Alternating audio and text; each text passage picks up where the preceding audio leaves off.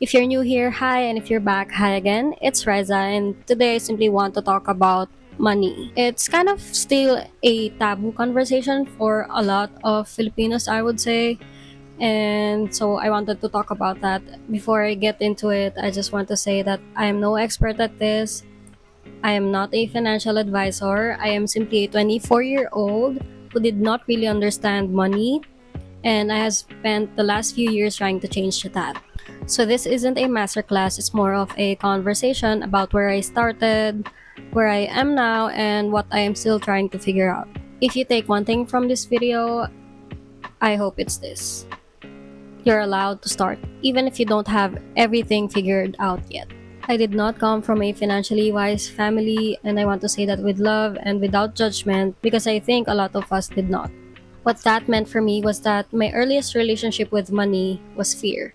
Like, money was this scarce, fragile thing that could disappear at any moment. You hold on to it, you don't talk about it, and most certainly you don't invest it because what if you just lose it, right? And that mindset actually followed me into adulthood without me even realizing it. I would earn money and just sit on it, too scared to spend it, invest it, or just do anything with it.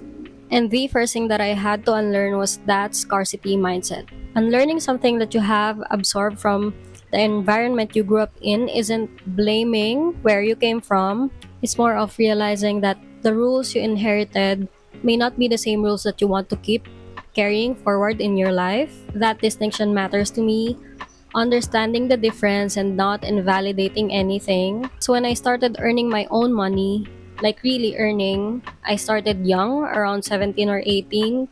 I used to resell clothes. I would curate clothes from the ukay, sell them online. And if you're old enough to remember Cebuana Luwilier and Palawan Express as your mode of payments, you probably know the era I'm talking about. And honestly, that is my first lesson in money, buying, selling, margins. I was doing business at 17. And I think it also helped that I am an ABM student. So I at least had some foundation, accounting basics, business concepts. It wasn't much, but it gave me a framework to build on. But of course, earning money and knowing what to do with it are two very different things. And I'll be honest, it's the internet that filled the gap for me. I started joining Facebook groups, finance communities. I followed people like Nicole Alba, if you remember her during the pandemic, and people right now like Jax Reyes. There are so many creators and online educators right now that make those information accessible. The one thing I would recommend you do is absorb it like a sponge. And what I learned pretty quickly from these people and communities is that money isn't just about saving. It's about making your money work even when you're sleeping. This March, I earned over 10,000 pesos from what I started building a few years back. And it's not a lot, I know, but it's a start and I want to show you how. So let me walk you through what I am currently doing. Again, this is not advice, this is just what works for me right now at this point in my life. First off, digital banks. If you are in the Philippines and you are not maximizing the interest rates that you can get from these digital banks, please look into this. The interest rates are significantly higher than traditional banks, and it's honestly one of the easiest first steps you can take. Now, is it going to make you rich? No. Digital banks are still the conservative option. Your money is safe, it's growing, and it is highly accessible. Think of it as your foundation and not your strategy. For digital banks, I suggest you join the group Digital Banks PH on Facebook. It's where I get my information of how I can maximize saving in these digital banks, as well as promos that they have. They also have a calculator, just very helpful community over there. Next, I also have money in the Philippine stock market. And in all honesty, the stock market is volatile. There will be days that your portfolio is green, and some days it's very, very red. And you have to be okay with that before you even put a single peso in. I started small, I did my research, and I am still learning. The key here is to understand what you're buying and why, not just copying anyone's portfolio that you see online. I have rates in my portfolio. It's real estate, investment trusts, and it's basically a way of investing in real estate without having to actually buy property. They pay dividends, which actually means passive income over time. So this month I earned over 10,000 pesos from passive income, and before you think that is a regular thing, it's not.